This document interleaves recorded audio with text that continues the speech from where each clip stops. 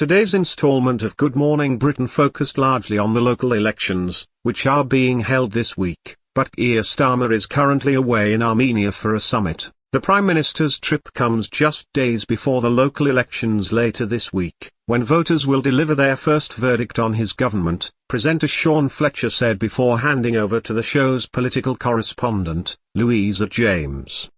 That verdict is not going to be particularly positive, is it? Fletcher stated before James, who was in Westminster, shared, and that may turn out to be an understatement, yes.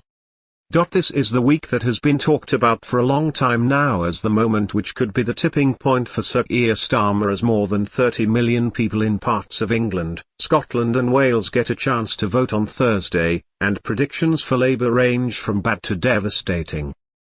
Starmer is joining leaders in the nation's capital and is due to say that the UK wants to work with the EU to support Ukraine in its ongoing fight against Russia's invasion, which has been waging on for years.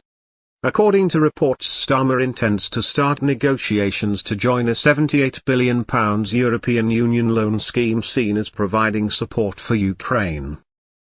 The Prime Minister said, "When the UK and the European Union work together, we all reap the benefits, and in these volatile times we need to go further and faster on defence to keep people safe.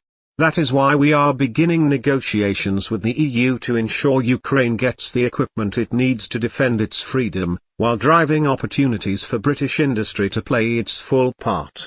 I will always act in our national interest, protecting our security, supporting our allies, and delivering jobs and stability at home."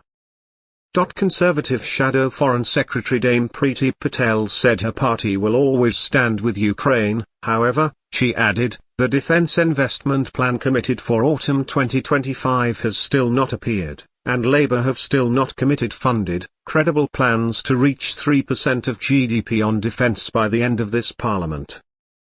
Starmer would rather spend on welfare than warfare.